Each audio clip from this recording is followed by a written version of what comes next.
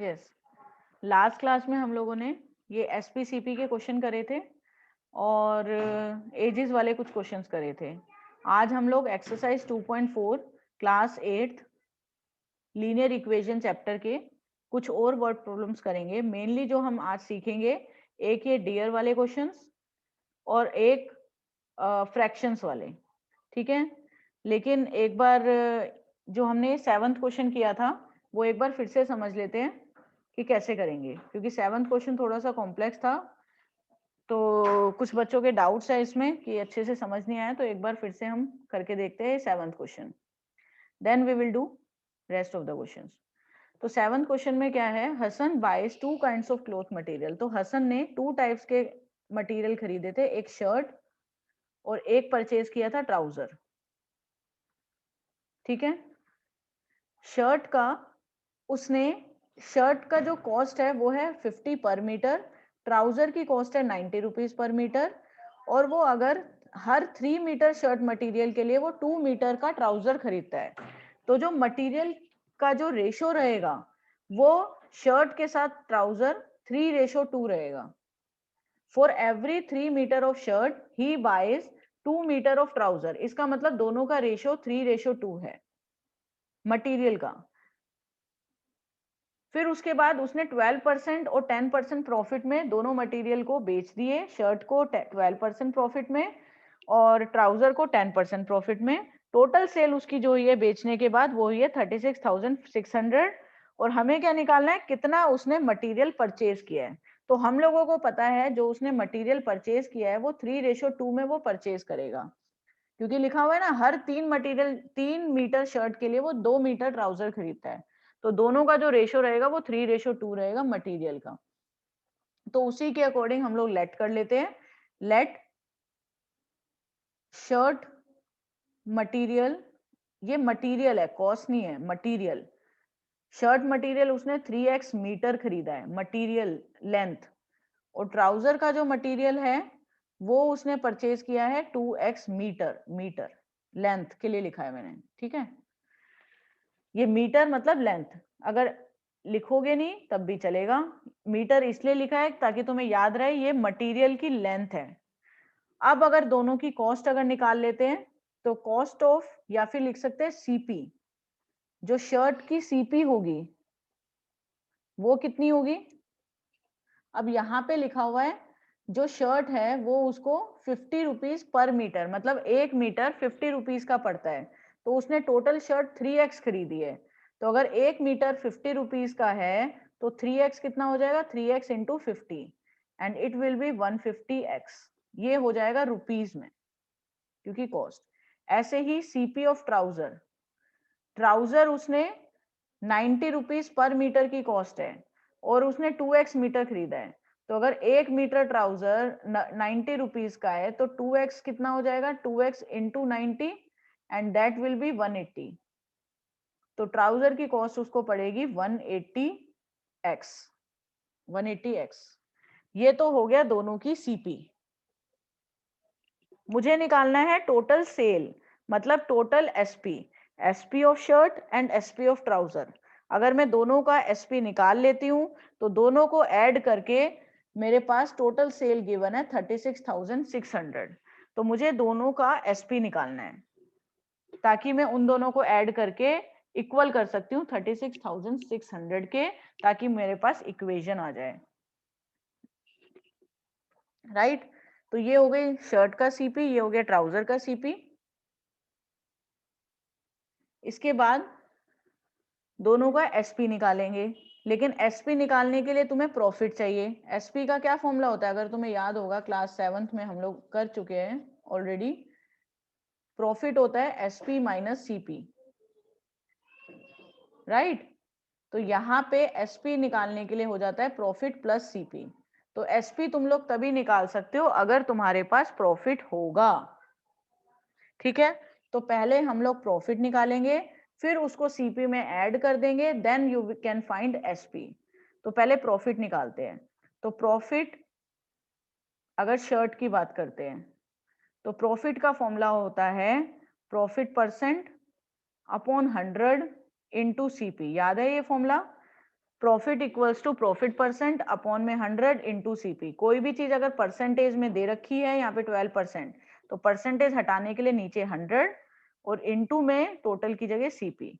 तो profit percent का क्या फॉर्मूला है प्रॉफिट निकालने का? प्रॉफिट परसेंट जो कि है 12% शर्ट का, अपॉन 100 इंटू में सीपी। सीपी कितना है 150, एक्स में ही रखेंगे। 0 से 0 कट गया, ये हो जाएगा हमारा 5 टाइम्स 3, 5 टाइम्स 2, 2 6। मल्टीप्लाई में हम लोग एक्स वाली टर्म में भी काट सकते हैं। तो प्रॉफिट आ गया 18x किसका? शर्ट का। अब हम निकालेंगे प्रॉफिट किसका?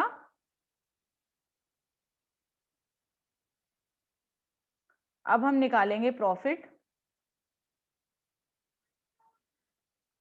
किसका? ट्राउजर का।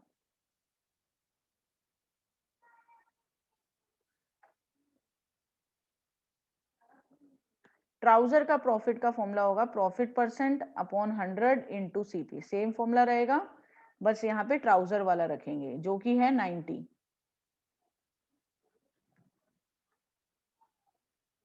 Into CP. सीपी कितना है ट्राउजर का? ट्राउजर का सीपी है 180x हमने निकाला था। और प्रॉफिट परसेंट कितना था? प्रॉफिट परसेंट 10 है, 90 नहीं है।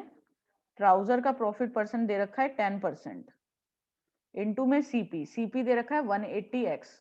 0 से 0 कट गया, ये 0, 18x आ गया मेरा ट्राउजर का प्रॉफिट। अंडरस्टूड? नेक्स्ट, दोनों के अगर प्रॉफिट पता चल गए, ठीक है, तो ये प्रॉफिट आ गया इसका 18x। समझ आ गया? आगे अब हमारे पास सीपी भी है, प्रॉफिट भी है, दोनों का, ट्राउजर का भी, शर्ट का भी। अब हम एसपी निकाल सकते हैं दोनों का। तो एसपी, अगर शर्ट के एसपी की बात करें तो एसपी का फॉर्मूला होता है सीपी प्लस प्रॉफिट। सीपी कितना है? 150x किसका? शर्ट का। ये देखो हमने निकाला था ना शर्ट का सीपी 150x। और प्रॉफिट कितना है शर्ट का? 18x।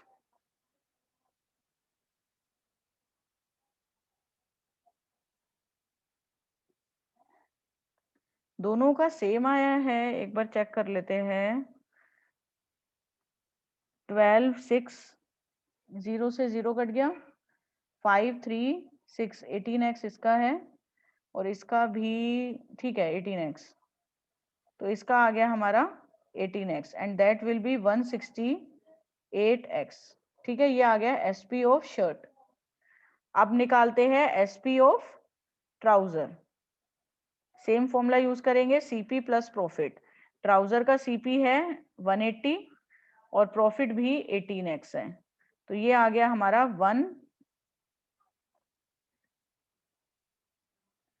198x। समझ आ गया इतना सबको? शर्ट का एसपी पता चल गया, ट्राउजर का एसपी पता चल गया। आगे हमें दे रखी है टोटल सेल। टोटल सेल कितनी है?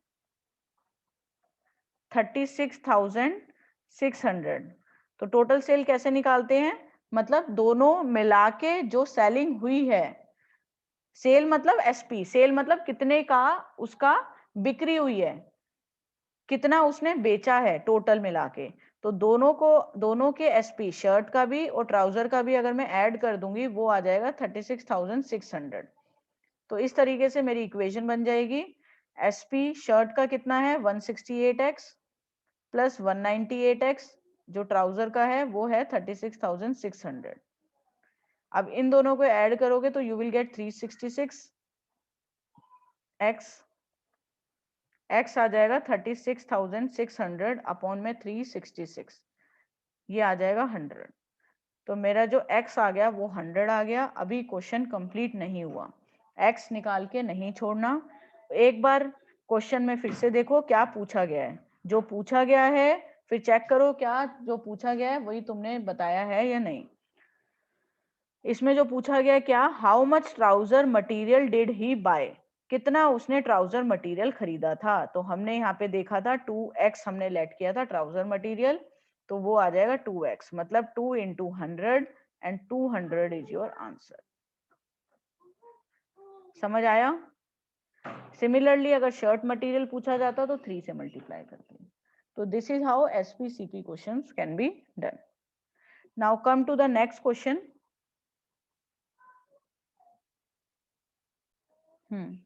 अब बढ़ते हैं नेक्स्ट क्वेश्चन की तरफ। नेक्स्ट क्वेश्चन हमारा है,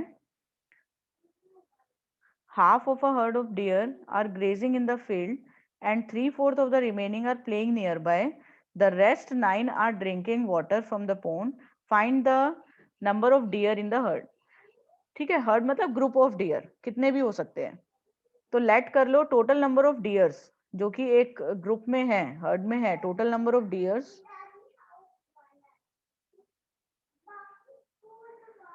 इन द हर्ड कितने हो गए, x। समझ आ गया? उसमें अब हमारे जितने टोटल डियर्स थे उसमें से जो हाफ है वो फील्ड में ग्रेज कर रहे हैं। तो जो ग्रेजिंग फील्ड वाले कितने हो गए, जो कि फील्ड में ग्रेज कर रहे हैं। अगर टोटल x है तो उसके हाफ जो है फील्ड में ग्रेज कर रहे हैं, तो x/2 हो जाएंगे, क्योंकि टोटल हमने x माने थे, उसमें से हाफ हमारे फील्ड में ग्रेज कर रहे हैं। आगे 3/4 ऑफ द रिमेनिंग, याद रखना 3/4 of the remaining are playing nearby. तो जो प्ले कर रहे हैं वो कितने हैं, 3/4 ऑफ रिमेनिंग। रिमेनिंग चीज याद रखना, 3/4 टोटल का नहीं, जितने बच गए। तो अगर x/2 फील्ड में ग्रेज कर रहे हैं तो कितने बचे, x में से x/2 माइनस कर देंगे तो रिमेनिंग आ जाएंगे।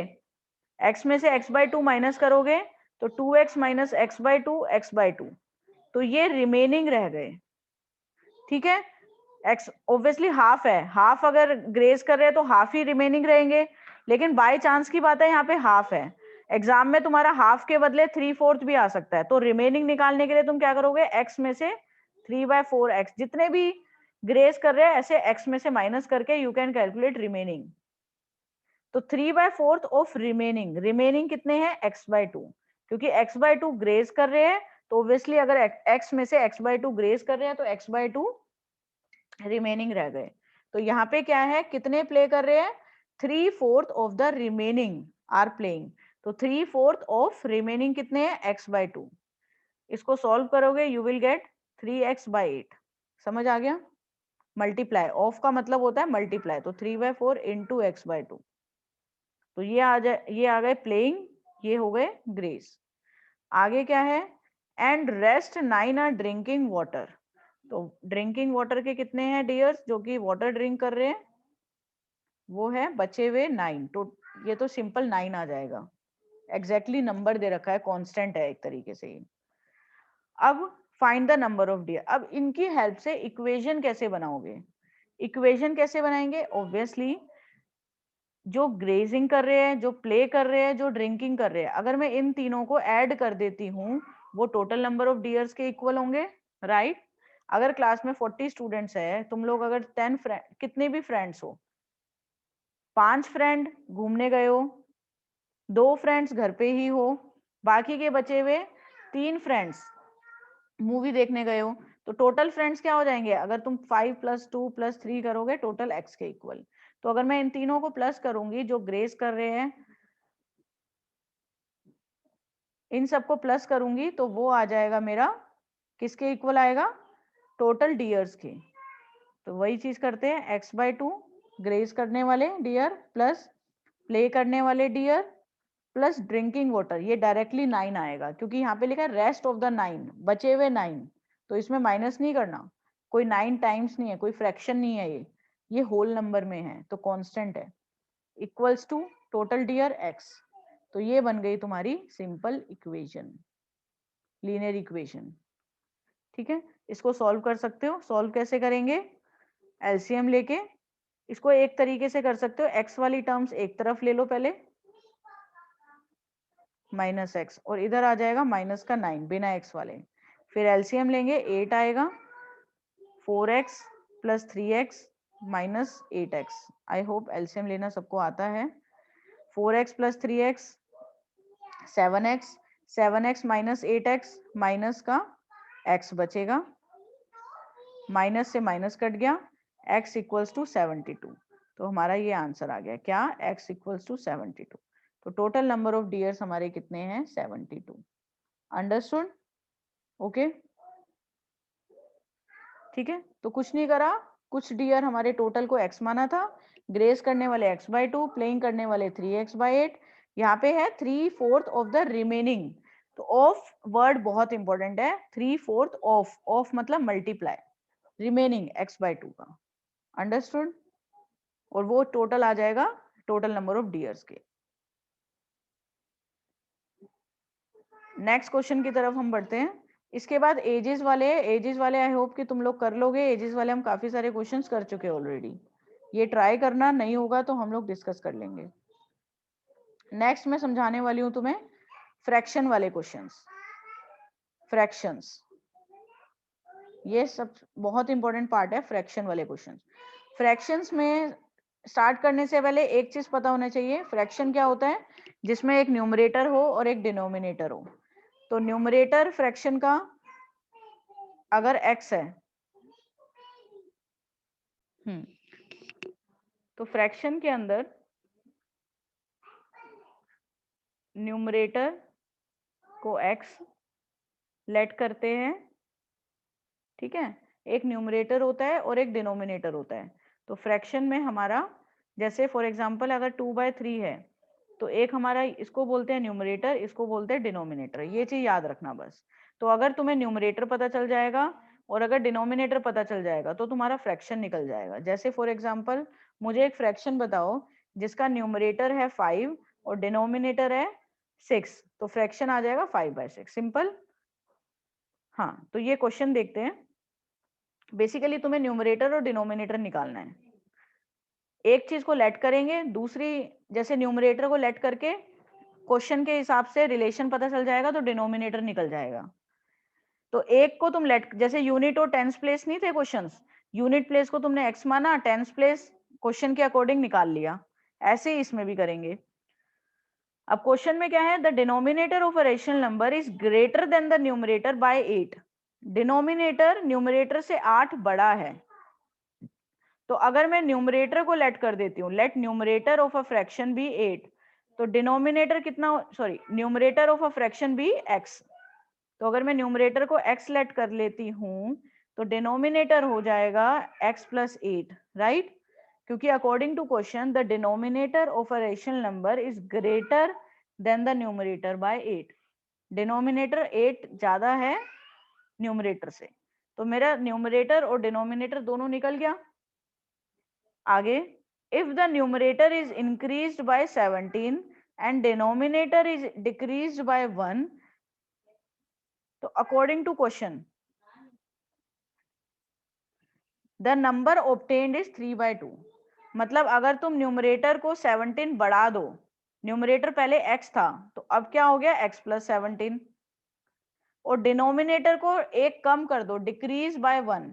तो डिनोमिनेटर को अगर तुम, ये न्यूमरेटर है, और डिनोमिनेटर को अगर तुम एक कम कर दो, कितना था पहले, x प्लस 8 था, उसको एक कम कर दो, -1, x प्लस 7 आ जाएगा। Then the number obtained is 3/2। तो जो फ्रैक्शन आता है वो 3/2 आता है। तो अब इक्वेशन कैसे बनाओगे, हमें फ्रैक्शन पता है कि अगर न्यूमरेटर को 17 बढ़ा दो और डिनोमिनेटर को 1 डिक्रीज कर दो, तो जो फ्रैक्शन आएगा वो 3/2 आएगा। दैट मीन्स कि न्यूमरेटर अपॉन डिनोमिनेटर वो हमें दे रखा है 3/2। तो न्यूमरेटर कितना है, x प्लस 17, और डिनोमिनेटर है x प्लस 7 नए वाला, तो फ्रैक्शन आ जाता है 3/2। ये बन गई हमारी इक्वेशन। एक बार फिर से समझते हैं। न्यूमरेटर को x माना, अब डिनोमिनेटर क्या हो गया, x प्लस 8, क्योंकि क्वेश्चन में मेंशन है डिनोमिनेटर न्यूमरेटर से 8 ज्यादा है, ग्रेटर है। तो numerator x, denominator x plus 8। तो हमारा फ्रैक्शन क्या आ जाएगा इसके हिसाब से, x अपॉन x प्लस 8, यही आएगा, क्योंकि फ्रैक्शन क्या होता है, न्यूमरेटर अपॉन डिनोमिनेटर। अब क्वेश्चन में if the numerator is increase by 17, तो अगर हम न्यूमरेटर को 17 इंक्रीज कर दे और डिनोमिनेटर को 1 कम कर दे तो हमारा फ्रैक्शन बन जाता है 3/2। ऐसे भी कर सकते हो। तो ये बन गया 17। याद रखना इसको फ्रैक्शन में रखना, क्योंकि तुम्हें क्वेश्चन में फ्रैक्शन में दे रखा है, तो इसलिए न्यूमरेटर अपॉन डिनोमिनेटर कर देना। इसके बाद तो कर ही सकते हो क्रॉस मल्टीप्लाई करके, आता है सबको। 3 into x plus 7 plus 2 into x plus 17, right. ये हो जाएगा 3x प्लस 21 इक्वल्स टू आएगा 2x plus 34, x equals to 34 minus 21 13 आ जाएगा आंसर। समझ आया? अभी आंसर नहीं आया, x की वैल्यू आई है। याद रखना आंसर x की वैल्यू निकालने के बाद एक बार चेक कर लिया करो जो पूछा गया। मैं हर क्वेश्चन में ये चीज रिपीट करती हूँ क्योंकि सबके साथ ये होता है। यही तुम लोग गलतियां करते हो, x निकाल के छोड़ देते हो। x निकालने के बाद क्वेश्चन देख लो, फाइंड द रेशनल नंबर बोला गया है, लेकिन तुमने तो x की वैल्यू निकाली है। रेशनल नंबर मतलब फ्रैक्शन निकालना है। यहाँ पे रेशनल नंबर मेंशन है, फ्रैक्शन वर्ड इसलिए नहीं है क्योंकि फ्रैक्शन नेगेटिव में नहीं हो सकता, लेकिन रेशनल नंबर नेगेटिव में हो सकता है। दैट मीन तुम्हारा आंसर नेगेटिव में भी आ सकता है, राइट।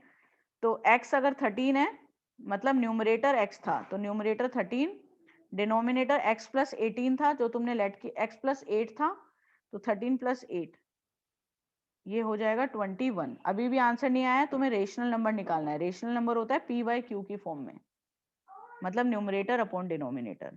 तो जो रेशनल नंबर आएगा इस तरीके से अगर पूरा क्वेश्चन करोगे तभी तुम्हें मार्क्स मिलेंगे, तो वो आ जाएगा 13/21।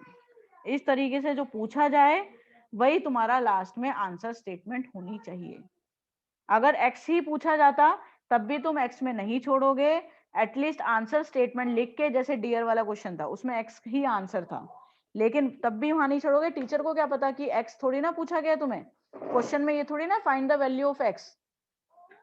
ये वाले क्वेश्चन होते हैं जो इसके ऊपर है, यहाँ पे you can see in questions में x की वैल्यू y की वैल्यू निकालनी थी। जो ये वाले क्वेश्चन है इसमें तुम x की वैल्यू निकाल के छोड़ सकते हो, लेकिन इन क्वेश्चन में x नहीं निकालना तुम्हें, तुमने तो खुद से लेट किया है। तो लास्ट में जो तुमने लेट किया आंसर स्टेटमेंट लिखना मस्ट है, लिखा करो। समझ आ गए? तो आज हमने फ्रैक्शन वाले क्वेश्चन, डियर वाला क्वेश्चन और वो क्वेश्चन रिपीट किया था, ठीक है। नेक्स्ट क्लास में हम लोग नया चैप्टर शुरू करेंगे। Okay, thank you so much.